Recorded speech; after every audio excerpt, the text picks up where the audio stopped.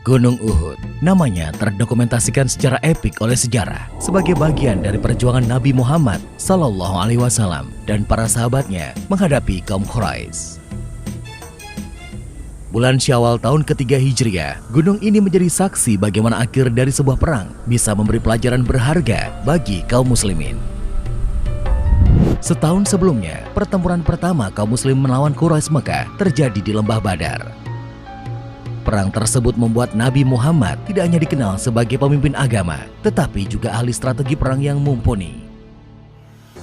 Abu Sufyan, salah satu pemimpin Quraisy Mekah, segera melakukan persiapan besar-besaran demi pembalasan. Tokoh Quraisy ini sangat terpukul atas kekalahan di Lembah Badar, sehingga melakukan persiapan yang benar-benar matang. Bukan hanya pasukan infanteri yang dipersiapkan, tetapi juga pasukan berkuda atau yang dikenal sebagai kavaleri. Sebanyak 3.000 infanteri dipersiapkan oleh Abu Sufyan. Sebagian dari pasukan infanteri tersebut dilengkapi dengan baju besi. Dalam waktu yang singkat, Abu Sufyan berhasil mengumpulkan pasukan yang terdiri dari 3.000 infanteri dan 200 kavaleri. Dan sekarang mereka pun menuju Madinah. Bukan hanya pasukan yang besar dan bersenjata lengkap, Abu Sufyan juga membawa pakar strategi perang berpengalaman, Khalid bin Walid. Abu Sufyan tidak lupa membawa Hubal, berhala atau tuhan kaum Quraisy Mekah yang paling besar. Tidak ingin mengulangi kesalahan yang sama seperti di Perang Badar, kini pasukan Quraisy Mekah mengambil jalan di dekat sumber-sumber air. Mereka mengambil tempat perkemahan di Lembah Sabkhah, sebuah tempat yang memiliki 2 mata air. Sementara itu, Madinah dalam kondisi yang tenang, tidak ada aktivitas militer, karena penghuninya belum mengetahui bahaya yang sudah mendekat. Ketenangan itu berakhir ketika seseorang yang diutus paman Nabi, Abbas, datang membawa surat dari Mekah. Nabi dan para sahabat akhirnya menyadari bahwa bahaya telah sangat dekat. Nabi segera mengirim orang untuk mengintai gerak-gerik pasukan musuh yang berkemah di Lembah Sabkhah. Pada tanggal 6 Syawal tahun ketiga Hijriah, setelah memastikan keberadaan posisi musuh, Nabi Muhammad dengan para sahabatnya segera menyusun rencana menghadapi pasukan dari Mekah tersebut.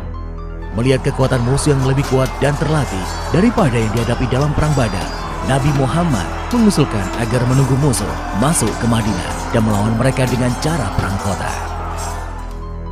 Cara ini akan membuat musuh terjebak dalam kelompok-kelompok kecil, sehingga lebih mudah dihadapi daripada melawan mereka di tempat terbuka.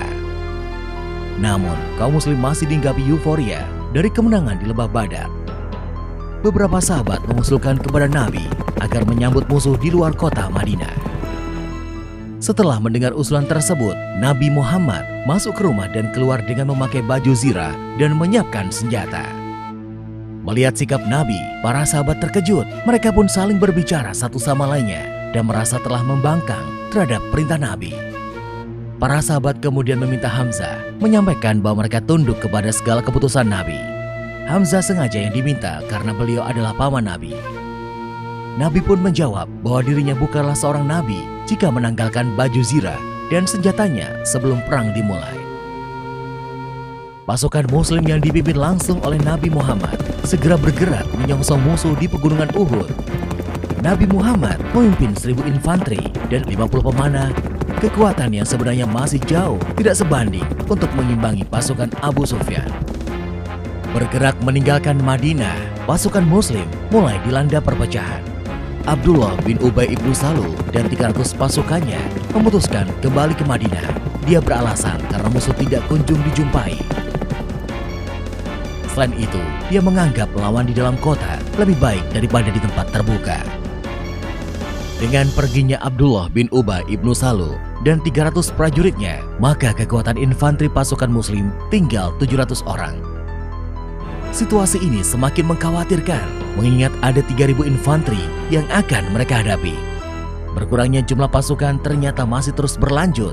Nabi Muhammad memerintahkan beberapa orang untuk kembali ke Madinah, seperti Abdullah bin Amr, Zaid bin Sabit, dan Usamah bin Zaid, karena usia mereka yang terlalu belia. Namun, beberapa pemuda yang terbilang belia memaksa bertahan dan turut serta dalam pertempuran, seperti halnya Rafi bin Khudaits yang diizinkan Nabi tetap ikut karena posisinya sebagai pemanah.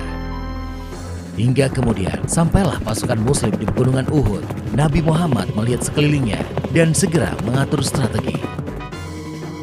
Nabi Muhammad menempatkan 50 pemanah di sebuah bukit di pegunungan Uhud sebagai pelindung infanteri yang berada di bawahnya. Para pemanah ini diharapkan akan mengacaukan konsolidasi pasukan Quraisy yang jumlahnya lebih dari 3 kali lipat pasukan muslim. Nabi Muhammad memberikan pesan penting kepada pasukan pemanah tersebut bahwa mereka jangan sampai meninggalkan posisinya dalam situasi apapun. Apakah pasukan di bawah mereka menang atau kalah, pasukan pemanah harus tetap siaga di posisinya. Dan perang pun sudah diambang mata seiring pasukan Quraisy Mekah yang semakin dekat. Perang pun semakin mendekat. Pasukan muslim yang dipimpin langsung oleh Nabi Muhammad membentuk formasi tempur di Gunung Uhud. Pasukan Quraisy Mekah tidak menduga bahwa mereka akan bertemu pasukan muslim di Gunung Uhud. Dua kekuatan sudah saling berhadap-hadapan. Sesuai tradisi bangsa Arab, mereka akan saling mengirimkan wakilnya dalam duel 1 lawan 1. Duel antara wakil dari pihak pasukan muslim dan pasukan Quraisy berlangsung sangat menegangkan. Hasil dari duel tersebut sedikit banyak akan mempengaruhi mental dari pasukan yang diwakilinya. Seperti kejadian di Lembah Badar, wakil dari kaum Quraisy lagi-lagi mengalami kekalahan dalam duel tanding tersebut. Setelah duel tanding, perang yang sebenarnya pun berlangsung. Pasukan kavaleri Quraisy bergerak lebih dahulu dan diikuti infanteri. Sedangkan pasukan muslim bersiap sambil menghunuskan tombaknya menyambut gerak maju pasukan Quraisy. Begitu pasukan Quraisy Mekah semakin dekat, tiba-tiba saja anak-anak panah berhamburan dari puncak Gunung Uhud. Hujan anak panah membuat kavaleri tertahan. Mereka harus menghindari anak-anak panah yang menghujam mereka tanpa henti. Melihat kavaleri mereka tertahan oleh serbuan anak panah, infanteri Quraisy Mekah bergerak maju. Kedatangan mereka disambut oleh pasukan muslim yang sudah siap dalam posisi tempur. Setelah berhasil menghindari hujan anak panah, pasukan kavaleri Quraisy Mekah mundur untuk melakukan konsolidasi ulang. Hujan anak panah dan jatuhnya korban di pihak pasukan kavaleri membuat mereka mencari cara lain untuk merangsek maju.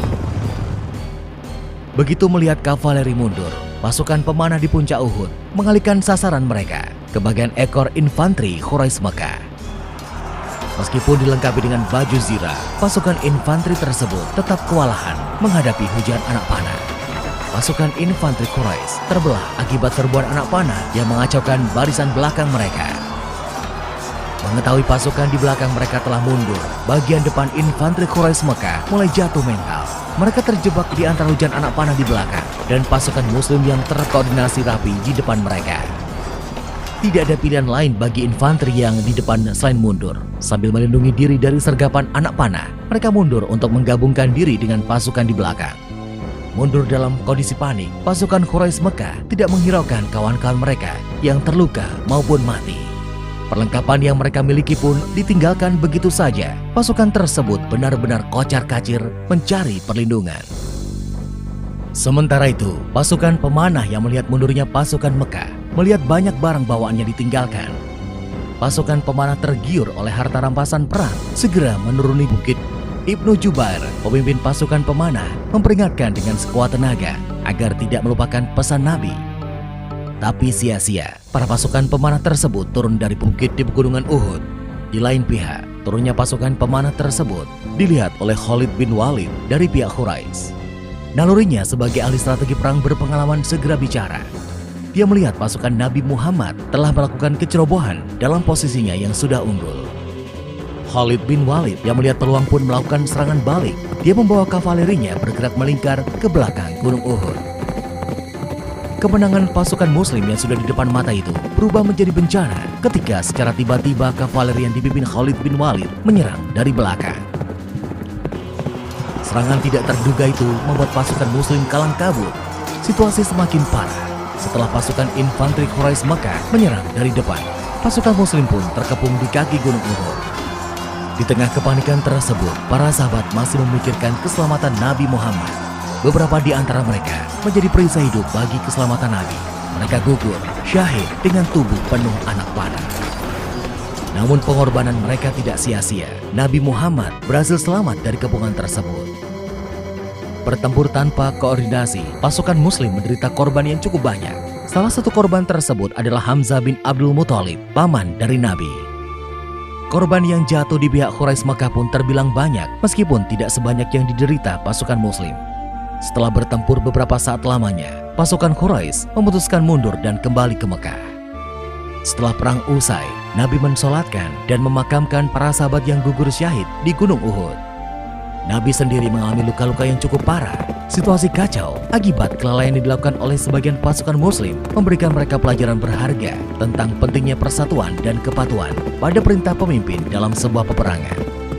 Hari itu juga, pasukan muslim dan Nabi Muhammad kembali ke Madinah.